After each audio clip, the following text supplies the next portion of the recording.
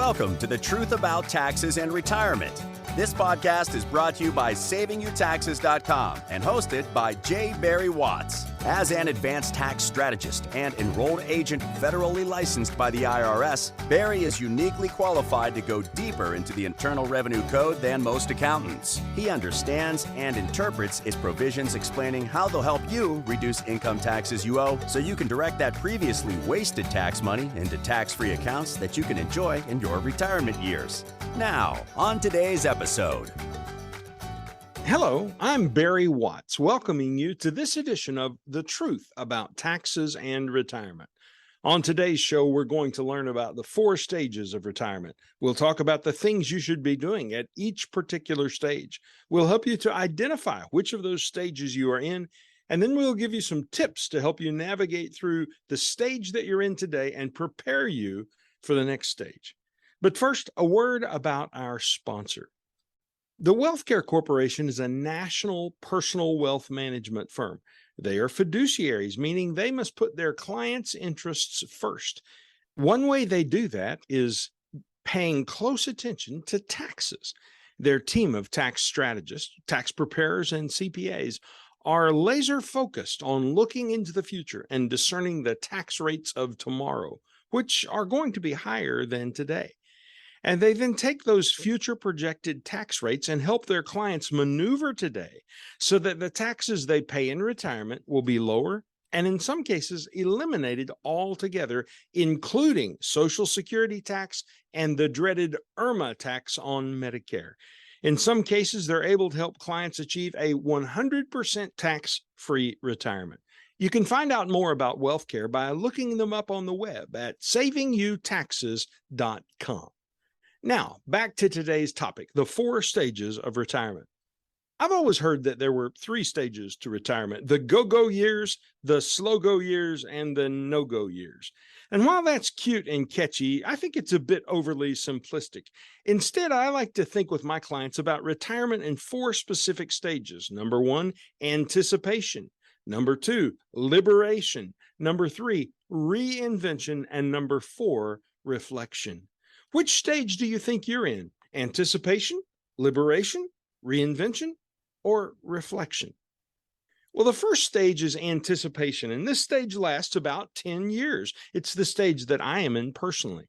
This stage starts somewhere in your mid to late 50s.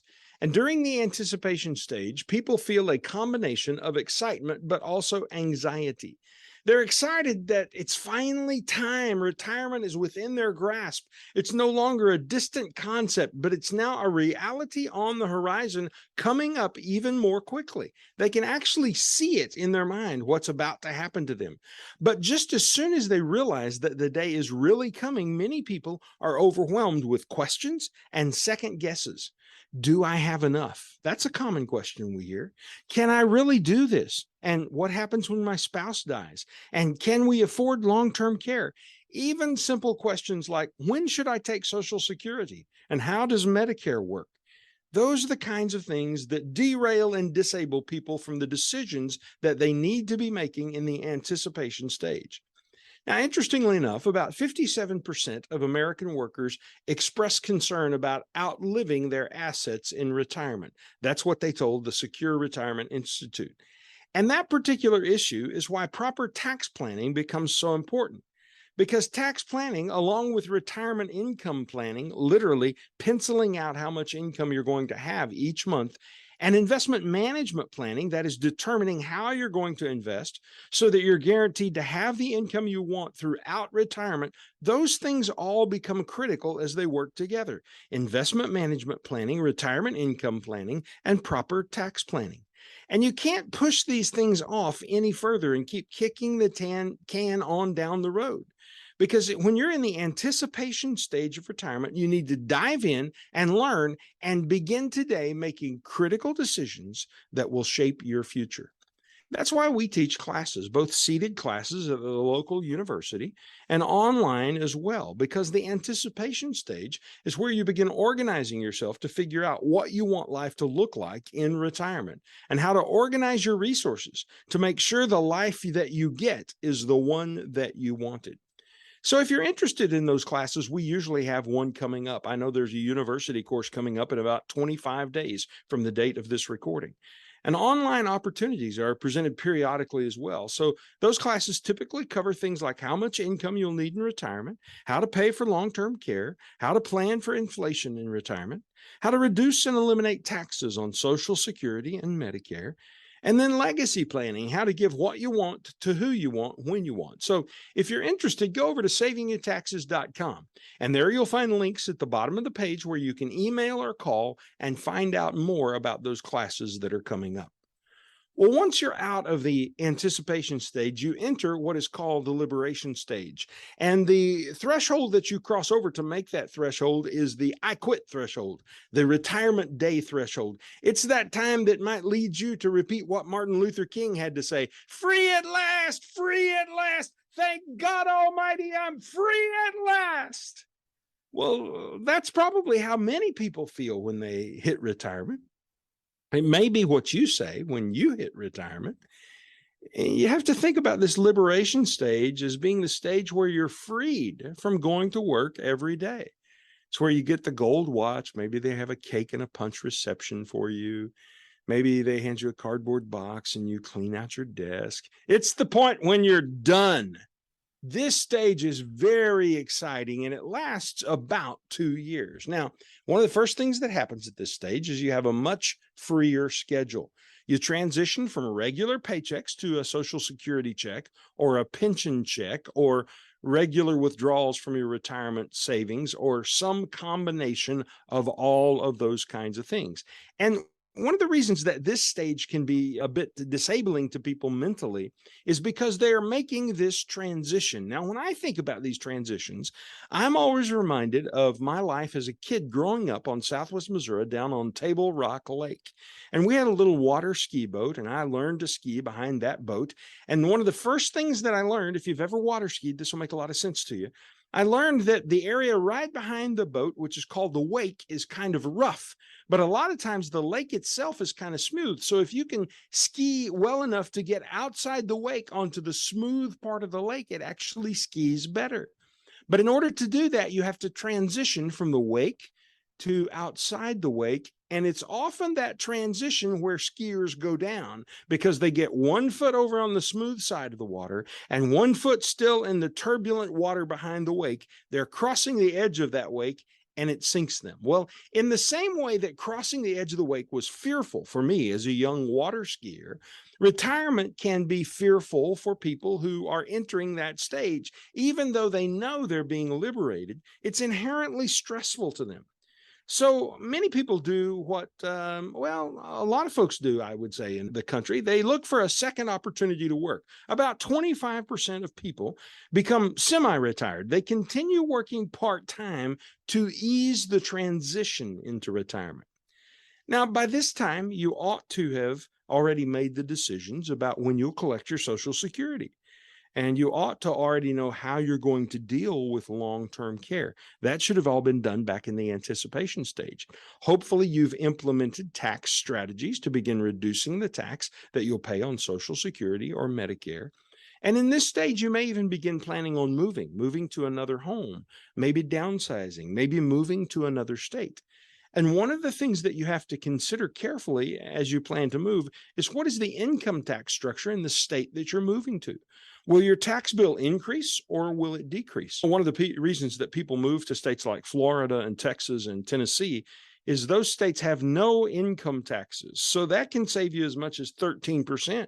If you're retiring, for example, on $200,000 in California, it would save you $26,000 a year to move across the state line to Nevada. But if Nevada's not your place, you can go to Wyoming or Washington or South Dakota and Alaska, as well as those other states, Florida, Texas, and Tennessee, and all of them are free from state income taxes. So that's something important to consider if relocating is on your mind. One of the other things that you need to consider if relocating is on your mind is, are you going to sell your present home? And when you sell your present home, will that create taxes? For most people, it won't. But there are people who, when they get ready to sell their present home, the house has inflated so high in value that they wind up having to pay a capital gain tax on the house instead of being able to just move to a smaller home and be happy with it. So those are some kinds of things that we help people navigate through. Now, it's during this liberation stage, when you're feeling really free, that it's also a good time for you to begin making sure that your end-of-life planning is completed. Your long-term care plan should be in place. Your health care directives and power of attorney should all be in place. And your estate planning documents should all be completed. And if you don't have those things done or you need help with that stage, we'll reach out to our friends at the Wealth Care Corporation. They can help you there. Just go to savingyoutaxes.com and you'll see how to connect with them for a telephone conversation or an in-person appointment to see if they can help you with those particular stages. Now, once we have experienced liberation, we've got a couple of years of it under our belt, we enter stage 3 of retirement, the reinvention stage. This is the heart of retirement. It's who you become when you're retired. This stage usually starts about year 3, and it lasts until about year 14 of retirement. It's when the new normal has been established and you've become comfortable with it. You're used to being retired, and you start thinking then about what you want the rest of your life to look like. I have clients who do really interesting things in this stage. One of my clients is a PGA professional. He's a teaching pro, and he retired. And now he has become the state champion pickleball player. Do you know how crazy retired people are about pickleball?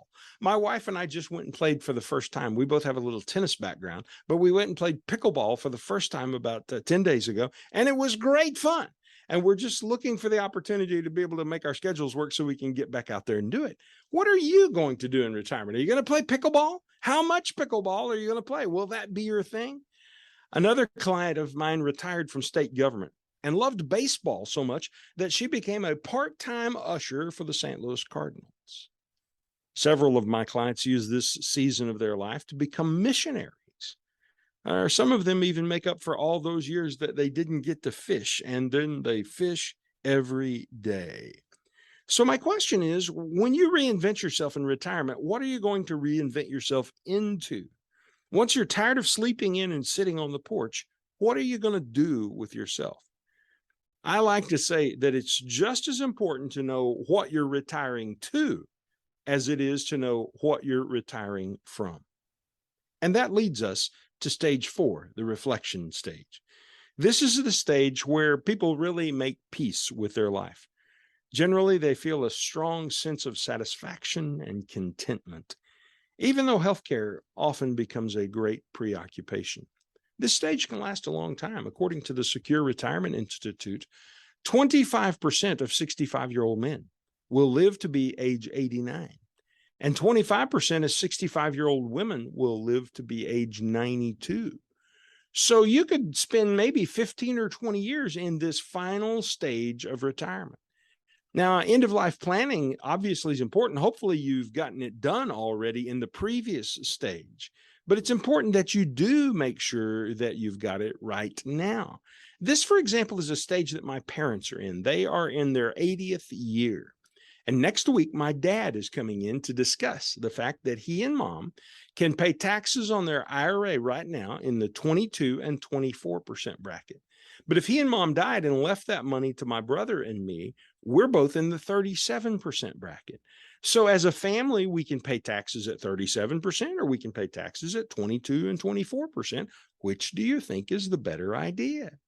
That's the kind of conversation that my dad and I are going to have next week, just looking at the math and thinking about how much money we want to send to Uncle Sam as opposed to keep within our own family. So just peeking at some years ago established retirement and estate plan is not sufficient. You have to keep these things up to date. And that's one of the things that becomes really important in this reflection stage, is updating your estate plan, updating your retirement plan, making sure your assets go to who you want them to go to. And then once you've got all that done, what else is there to do in the reflection stage besides enjoy your life? You're free to travel, to dance if you can, to exercise, to remain healthy, to drink good wine, and to love your great grandbabies. Now, here's a little something I might suggest to you. This is a great time to be writing down the history of your life. So my daughter, Madison, gave my mother a Christmas gift called Storyworth. If you don't know about Storyworth, you might want to Google it up. It might be interesting to you. Once a week, Storyworth emailed a question to my mom to answer. And the questions were like, how did you get your name? Tell me about your dad. Tell us about vacations when you were growing up. How did your parents handle money? Who were your friends in childhood and what became of them? How did you decide to get married? Tell me about the cars in your lifetime. What influence has religion had on your life? And for a year, my mother fussed and probably cussed, I don't know, but she fussed because she kept getting these questions in the email and she had to sit down and answer them. But she did. And when she got a question she didn't like, she just changed the question and answered the one that she wanted to answer. And that was okay, because it's all about her telling her story. And once she got it done, then Storyworth turned all of these emails into a book. And since our name is Watts, W-A-T-T-S, the book is called What's Happened. It's a lovely gift. And my mom had it hardbound, and she gave copies of it to each child and each grandchild, as well as to some nieces and nephews. And it's a treasure that, frankly, my children probably won't appreciate right now. But once mom's voice has been stilled 25 years or so from now, when my kids are in their fifth decade, that book will be so valuable to them. I'm reading it right now myself. I just had a copy of it in my hand sitting on the boat down on Table Rock last weekend. And I held the copy out and took a snapshot of it with my phone and texted that to mom so she would see I was actually reading her book. You could do something similar to that. You can go to Storyworth online and you can send this book email series to yourself if you wanted to. Or if you've got a friend, maybe your parents are still living, you want to send it to them. What a great idea. But it's also something you could do with video. What an awesome thing to just sit down and document the story of your life on video and tell about your hardships and about how you overcame those hardships, and explain your values so that when you're gone, your kids, your grandkids, and your great-grandkids that you will never meet will not only have your money, but they'll also be able to learn about your values and remember you and your life. That is really rich. So those are the 4 stages of retirement. At the WealthCare Corporation, we're glad to help people organize themselves and do the planning so they can retire confidently, so they can live in retirement purposefully, so they can age gracefully and leave a great legacy to the people who matter to them. If we can help you, I hope you'll please call us. Go to savingyouTaxes.com. savingyouTaxes.com, and there you'll find several different ways that you can schedule an appointment to talk directly with me. You can schedule that right on the website, or you can pick up the phone and you can call. You can even send an email, and one of my assistants will arrange to get us together and have the conversation that you want to have, whatever that happens to be. If I am directing the conversation, I'll just tell you up front, it'll probably start with tax, because that's where we almost always start the conversation, being sure that we've cleansed as many taxes as possible. But then we'll move on to investments and to long-term care protection and to helping you design a legacy so your story will be told long after you're gone. Visit us at savingyouTaxes.com today. Well, that wraps it up for this edition of The Truth About Taxes and Retirement. I'm Barry Watts from the WealthCare Corporation, reminding you that when it comes to investing and retirement, if you don't get the taxes right, nothing else matters. This podcast is a production of the WealthCare Corporation, found on the web at savingyouTaxes.com. The concepts discussed are for informational and educational purposes only and should not be implemented without first consulting with your own legal, tax, and investment counsel. This has not been an offer to buy, sell, or invest in securities, and this information is to be taken as educational concepts and not as advice for you specifically. The lawyers like for us to remind you that all investment involves risk, and you could lose money. Past performance is never a guarantee of future results. Tax strategy services are provided by American Tax Strategies, LLC. Investment advisory services are provided by WealthCare Asset Management, LLC.